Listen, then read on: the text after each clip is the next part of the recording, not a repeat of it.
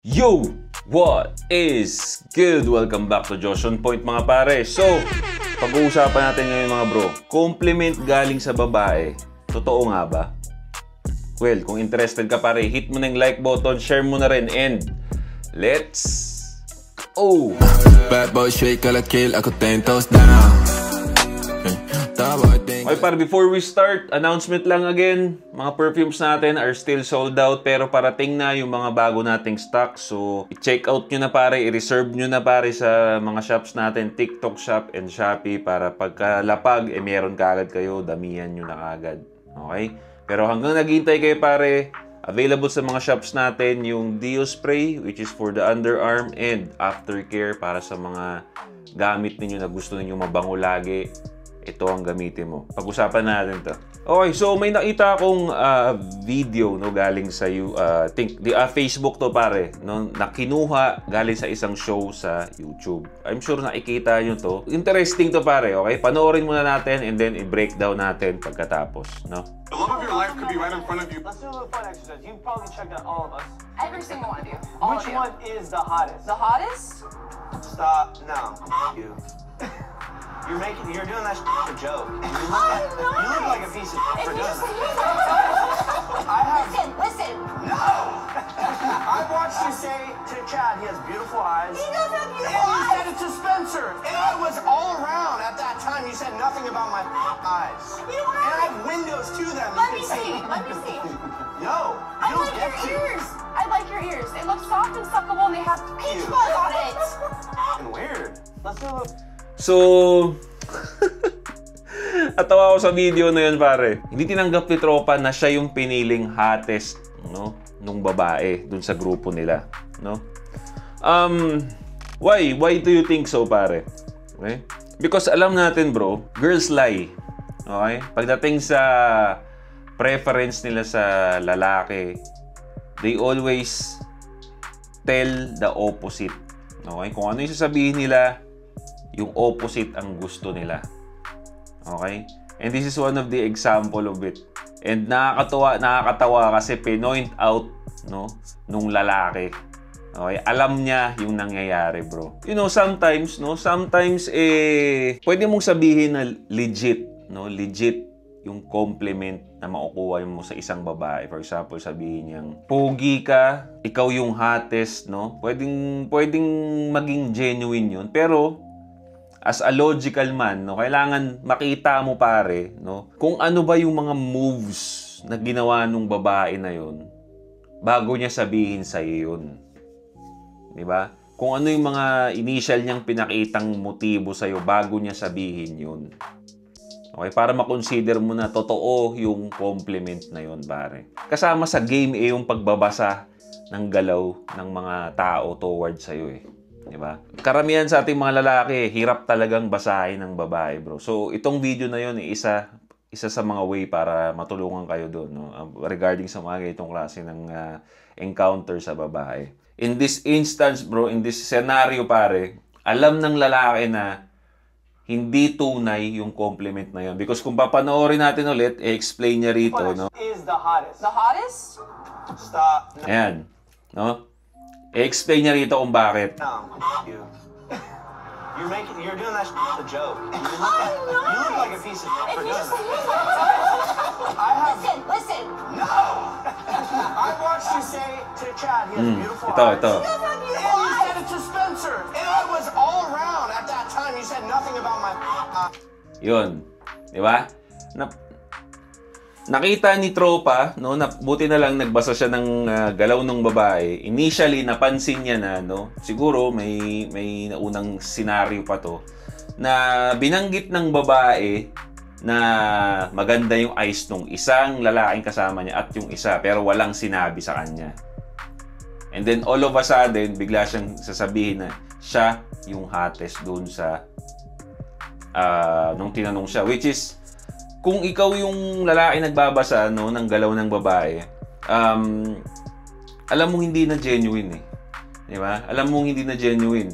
Ang genuine nung pagkakasabi niya na ang ganda ng eyes nung isa, Yung isa, ang ganda ng eyes, which is para sa akin, eyes compliment yung pag, di ba ginagamit nga natin yan. Pagka binati mo yung babae ng mata, which is it's a genuine compliment eh. Di ba? Pero hindi binanggit sa kanya. Hindi sinabi sa kanya yon. So nakita niya yun as, teka, hindi mo ko napansin nung una, pero ako yung pinaka-hottest para sa'yo. Di ba? Parang may pagka-BS, no? At isa pa magpapatunay na BS yung compliment niya is ito. Tignan nyo. Eyes. And I have windows to them. Let me see. Let me see. No. I like your ears.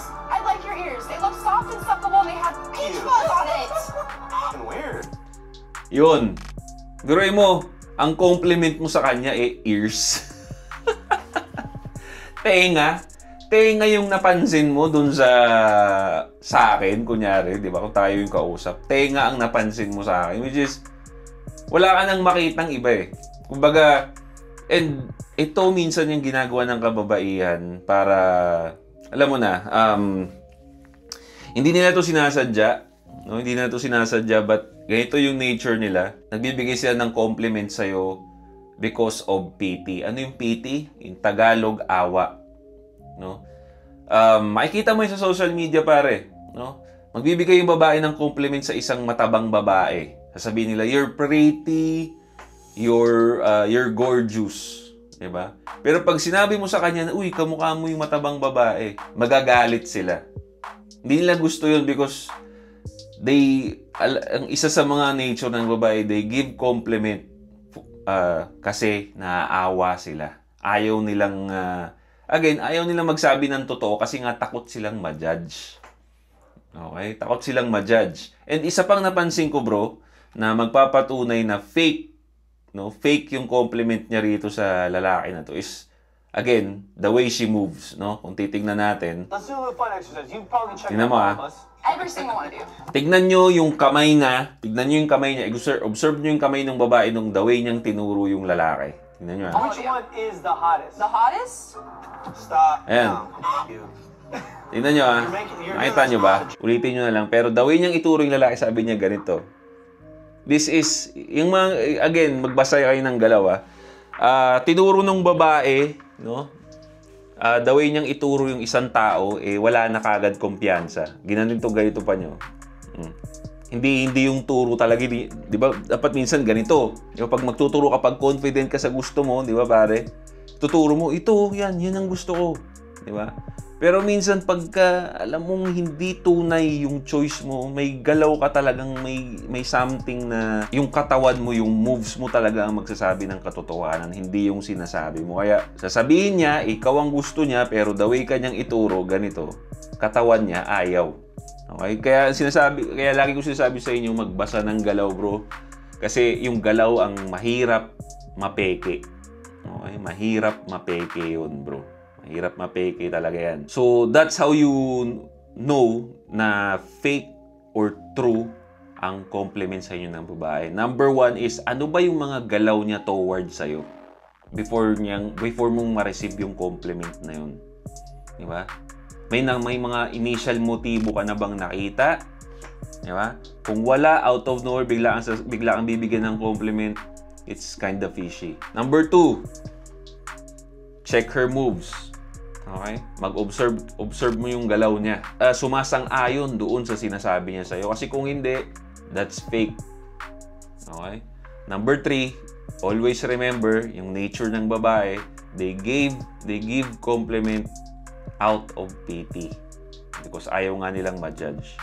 Okay?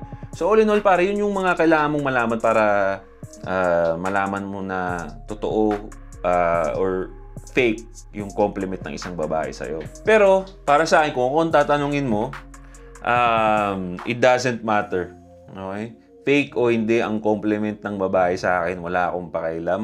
Okay? Kasi kahit ano pa yung compliment mo na yun, magbigay ka sa akin o hindi ng compliment, kung alam ko yung diskarte na gagawin ko sa isang babae, diba? It doesn't matter. Sabihin na natin, fake yung compliment na binigay niya sa'yo. Okay, good. Sige. Diba? Pero nag-flirt ako sa kanya. Maganda yung mga bitaw niya. I mean, tinanggap niya ng maganda, lumalandi siya sa akin. Nilalandi ko siya, lumalandi siya pabalik. Okay? Dinate ko siya, sumasama sa akin. Yun yung game ko. Diba? Bigyan niya man ako ng compliment o hindi, pero mabebembang ko yan. Kung alam ko yung game. Diba? Yeah, that's how you deal with that, pare. Because hindi naman pwede na sabihin mo sa babae na maging tunay ka naman sa compliment mo. Okay? Huwag ka naman magsinungaling. Hindi, nature nila yan eh. Diba? Hindi mo mababago talaga yan. So, yeah. No, that's how you know and that's how you deal with it, pare. Right? So, kung nag-enjoy kayo, pare, hit the like button. Comment down below kung ano masasabi niyo, pare. This is Josh on Point. See you next time. Boom. Bro, no? Available lahat to. Yung perfume natin, lahat ng fragrance natin, bro. Shopee.